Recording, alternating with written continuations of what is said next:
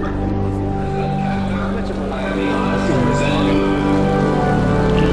received your Bachelor of Science degree in Mechanical Engineering from the City College in 1962 and began your career as a research scientist at the National Aeronautics and Space Administration's Lewis Research Center. There, you worked on electric propulsion systems for the rockets that would eventually take American astronauts to the moon. You joined the technical staff at TRW in 1967 and eventually became Vice President and General Manager of the TRW Space and Technology Group. Under your leadership, the group sponsored advanced technologies, including superconductivity, composites, and electro-optics, and built 13 spacecraft that continue to operate successfully in orbit. The group also worked on other major NASA programs and was responsible for the successful grinding and testing of the world's two largest X-ray mirrors for the Advanced X-ray Astrophysics Facility. The Space and Technology Group won the 1990 Goddard Award for Quality and Productivity and received the National Space Club's Nelson P. Jackson Aerospace Award for the Compton Gamma Ray Observatory. You also led TRW's efforts in the design, development, and production of the communications payload for the U.S. Air Force's Milstar communications satellite. In addition, you managed the direct broadcast payload for NASA's communications technology, which was the forerunner of today's direct broadcast television systems. You have also held leadership positions on several NASA advanced studies concerning interplanetary projects, including asteroid flybys and comet rendezvous missions. In April 1992, you were named Administrator of NASA, a post in which you will help shape the City University of New York. I hereby confer upon you the degree of Doctor of Science, honoris causa, with the rights, privileges, and responsibilities that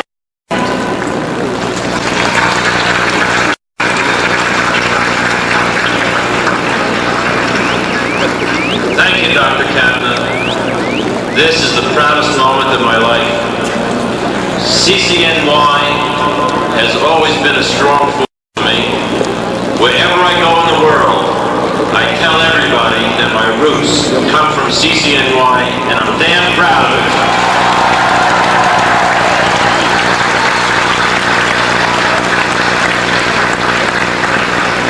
The people of the city of New York understand society. And when I went to CCNY, the student fee was $7. I asked the city of New York to understand that if people are to get a degree and to go on in life and to succeed, they have to understand that dollars don't stand in the way. We have to worry about the hearts and the young minds, and the city of New York get with it. $7.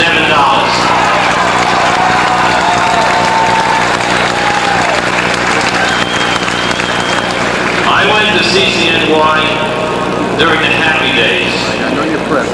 I went to CCNY at a time when there was no bound on what we could do. We weren't afraid. We weren't afraid to take risks. And while I was graduating from this college, we had a bright, new, bold young president, President Kennedy, who was giving the world an American vision. And we moved in the 60s, and it was happy in the 60s. And then something happened. Vietnam, 70s, and America turned inward and introspective. And my generation gave America the beginning of mediocrity. We criticized too much. We questioned too much. We searched for sure solutions, and we were afraid to take risks. We refused to take risks, and those who took risks were criticized and they failed, not applauded.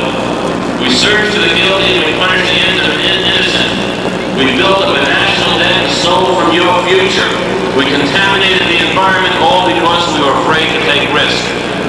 And if you could remember one thing from today, think about CCNY and how it taught you to be bold. And I'd like to share with you an experience I just had about 6 months ago. There was a March of the Robots in Washington. There was a big tent, and there were many, many people there, hundreds of people, young children, old people, watching these robots that eventually would walk across the surface of Mars. And I went and I took off my NASA badge and my jacket, and I didn't want anyone to know who I was, and I walked up to a young engineer who was standing in front of 4 robots in a Martian landscape. And I said to that young engineer, which is the best robot? So there were 4 robots, 3 robots crawling around, and one robot was on its back and it couldn't move and it was just going like this. And he said, that robot that's not working. And I said, why?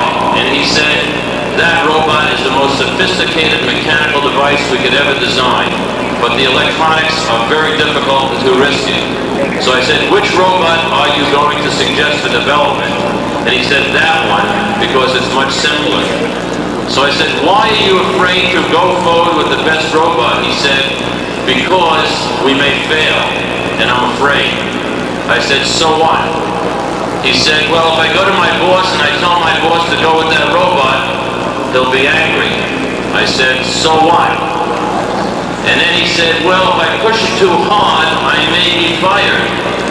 And I said to him, so what? And he said, well, I have a wife and a young child, and I have to provide them sustenance. And I said to him, so what? And he said, I'm afraid. I said, why should you be afraid? You're young, you're brilliant, you have a PhD from one of the most prominent schools in America, and you're telling me to be you're afraid? I said, challenge the system, don't put up with the nonsense from my generation. And that's what I... When you go into life, don't let the system beat you back.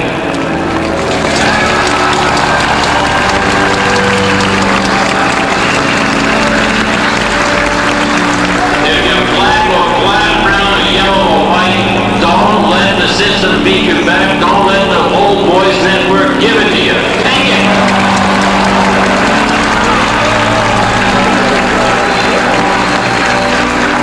And don't be afraid of failure.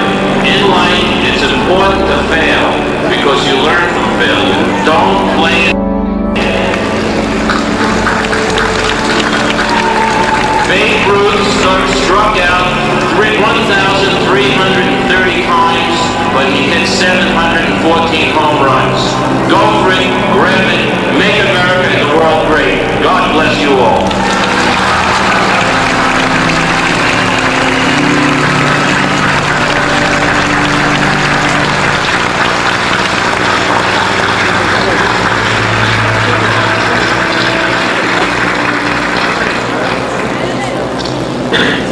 President Kapner, I have the honor to present for the degree of science, honoris causa, Rajad, pioneer in satellite systems engineering, first director of ComSat Labs, widely publicized scholar, published scholar, distinguished horologist.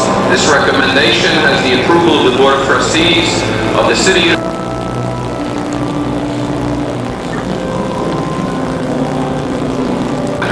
I have the honor to present honoris causa Wilber L. pioneer in satellite systems engineering, first director of ComSat Labs, widely publicized scholar, published scholar, and distinguished horologist. This recommendation has the approval of the Board of Trustees of the City University of New York. I respectfully request that you confer the degree upon him. Wilber L. Pritchard, distinguished alumnus of the School of Engineering, class of 1943. For over 45 years, you have contributed to systems engineering, technical design, management, and international negotiation. You were a pioneer in the field of satellite systems engineering, the creator and first director of ComSat Labs, Communications Satellite Corporation, and the Raytheon Company. The founding president of W.L. Pritchard and Company Incorporated, a consulting engineering firm in telecommunications specializing in satellite communications. You have brought great honor to the City College through your technical leadership and worldwide recognition as an outstanding expert in engineering. In addition, you have made intellectual contributions to horology as a fellow of the American Horological of One and co-author of two. You have been honored by the United States Air Force, the American Institute of Aeronautics and Astronautics, and the American Astronomical Society.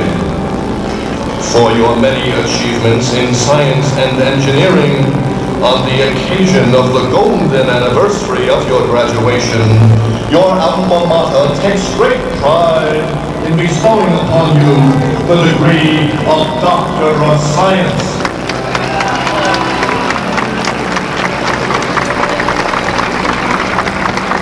Wilber L. By the authority vested in me by the Board of Trustees of the City University of New York, I hereby confer upon you the degree of Doctor of Science, honoris causa, with the rights, privileges, and responsibilities that accompany you. Thank you. Thank you. Okay. Let's see. Okay. You can. Maybe I can tell you. It's Admiral Daniel Golden. It's a moment of tremendous pride and joy for me. Same should have gave the same. Okay, I'm gone. Inside every 70-year-old, or if there's a 20-year-old, one of us is just what happened. Yeah, a university, an institution, an educational institution of the highest grade. It was accessible to minority students and people who didn't have enough money or influence to make the Ivy League colleges and similar things. And it has succeeded extraordinarily. And I don't see that there's been any change, really. What? You have to set goals for yourself. There's a pleasure in life is in striving with these goals, and the successes in achieving goals. What really trivial changes this is usually when I in the college, in buildings, curriculum, and stuff like that. The inherent idea hasn't changed one bit. I'm very pleased to see it continue. When I graduated, incidentally, they say you never remember who spoke at the graduation, but I know a man named Beardsley Rummel. I don't think anyone here, probably a few people who remember Beardsley Rummel. But he was the man who proposed that income taxes be paid on a continuing basis in a withholding tax rather than, as it had been in the old days, you paid your income tax every March for the previous year. And of course, this created some stir because people had two income taxes at once, and he proposed forgiving the old tax, and it was a great ruckus over it, and finally everything was compromised. But I remember it was an interesting transition in the American economic scene. I think I'd like to just add a little bit to what Daniel Golden said.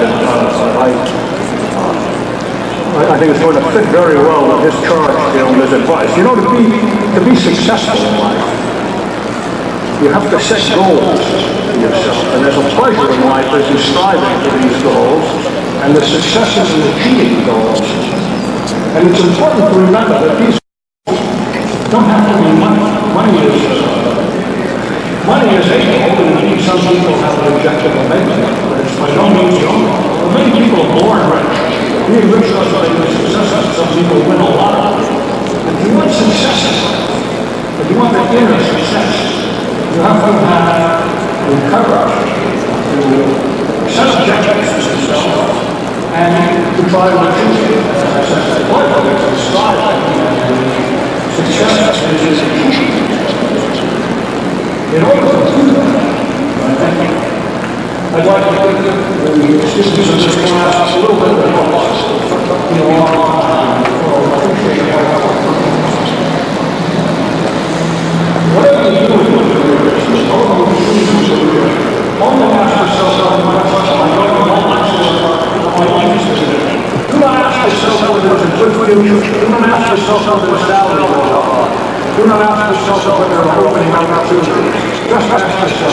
like to see in business work. Because if you find something that you're going to be interested in, then you'll be able to access goals, you'll be able to enjoy striving for these goals, and you'll be a happy and successful person. If you choose a career on any other basis, in a sense, it's an algorithm of trouble. It's not doing things every day that you don't like doing, you think you're going to make a lot of money. And whatever you may find, parents like that career, whatever. It's not a good way to go. We view this one bit of, I don't want to be contentious as all business, there's one little Max try to build a career around something that you're interested in and you're going to enjoy doing from day to day. Once again, no one enjoy the opportunity to be here and speak to you for a few minutes.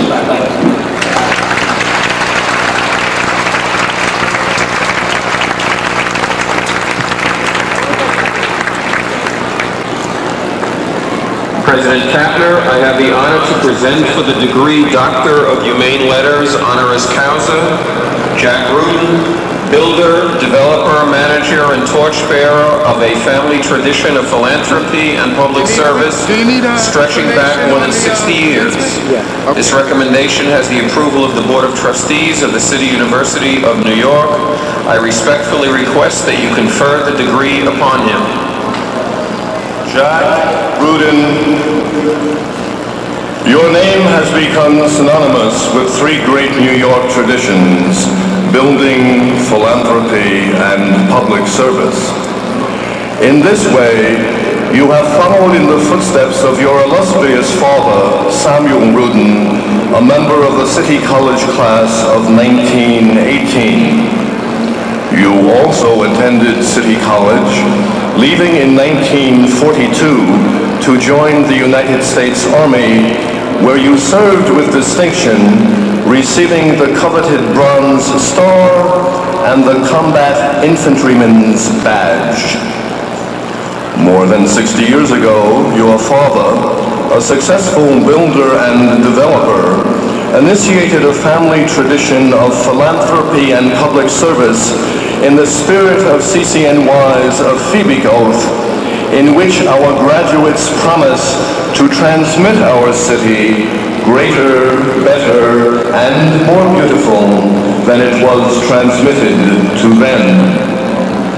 You have built and expanded upon that tradition, and our city and its people have been strengthened and sustained by your life-embracing spirit and your many contributions to the betterment of society.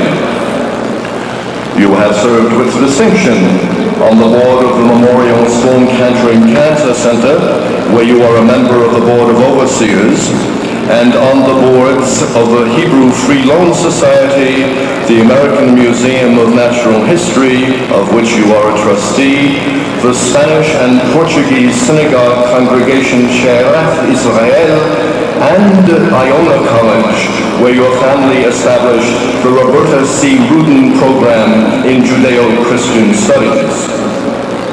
Your generous philanthropy has been acknowledged by such diverse organizations as the Greater New York Council's Boy Scouts of America and the Jewish Theological Seminary of America, as well as numerous academic institutions, including the City College. Your commitment to all our citizens is exemplified by the development and support you and your family have lent to a program for infants with AIDS called the Incarnation Children's Center, established in cooperation with the Archdiocese of New York, Columbia University College of Physicians and Surgeons, and Harlem Hospital.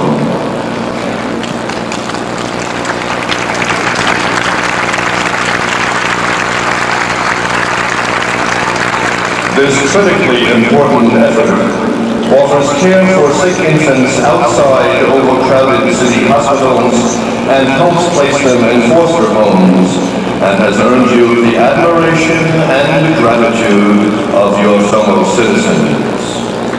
Builder, philanthropist, public servant, you exemplify the democratic ideals of opportunity, excellence, and service to the larger community that are part of the founding mission of the City College.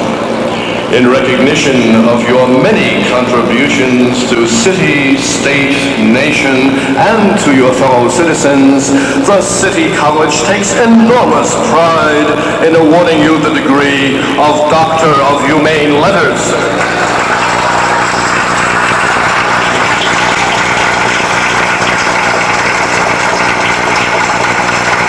Jack Rudin, by the authority vested in me by the Board of Trustees of the City University of New York, I hereby confer upon you the degree of Doctor of Science, honoris causa, with the rights, privileges, and responsibilities that accompany it.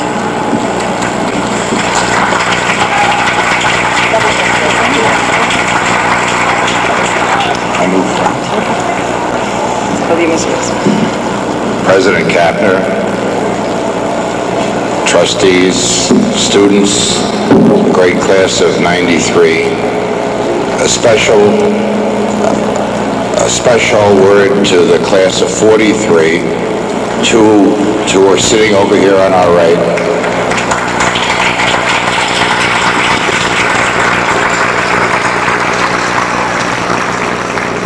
Represented up here by Drs. Lederman and Dr. Pritchett. When my life has been involved with City College since before my birth, 6 years before, when my father graduated with the class of 1918. And it's continued through his and our relationships with presidents, past and present. City College is a reflection of the City of New York. Its strengths are getting stronger. The great faculty that's here, the great student body, the marvelous attainments of its alumni. Despite the critics that say City College is not what it used to be, it's better.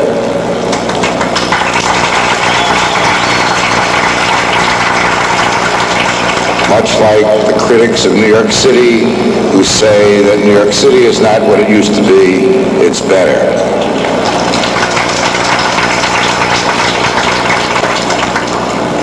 And it's better because the people of the City of New York, the people we work with, the people, your parents who helped you through here, are good, hard-working people who love this city and love this, through you, love this college.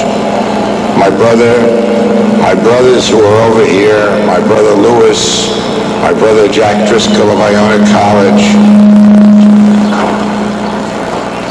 my wife and my family will continue to help City College and the City of New York for generations to come. We salute you. And we're honored, I'm honored and privileged to receive this award in the family tradition. Thank you very much.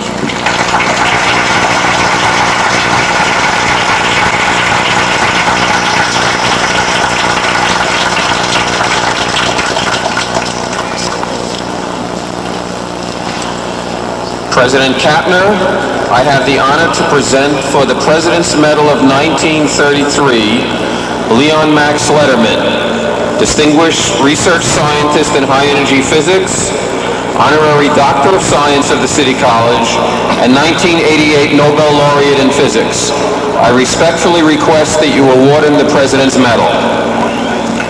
Leon Max Lederman,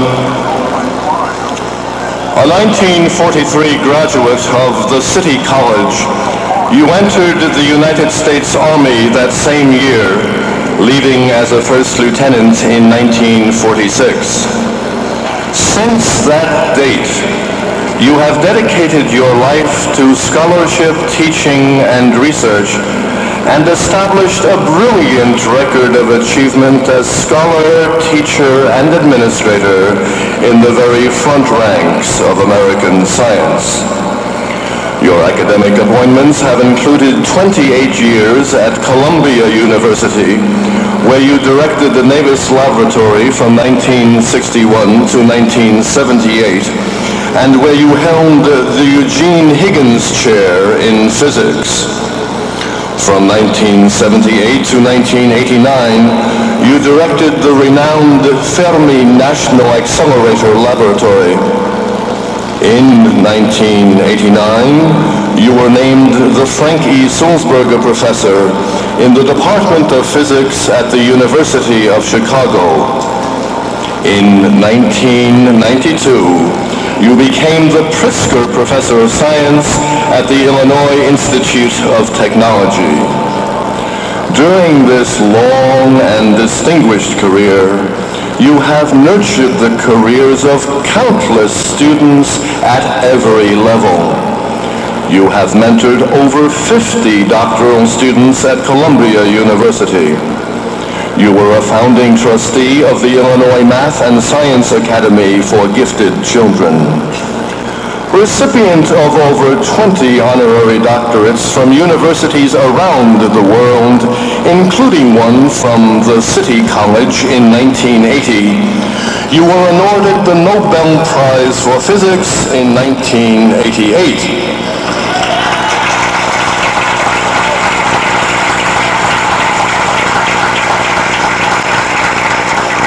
For the renown you have brought to the college where this spectacular career began, and for the luster you have brought to the class of 1943, your alma mater takes great pride in awarding you, on the occasion of the golden anniversary of your graduation, the President's Medal of 1993.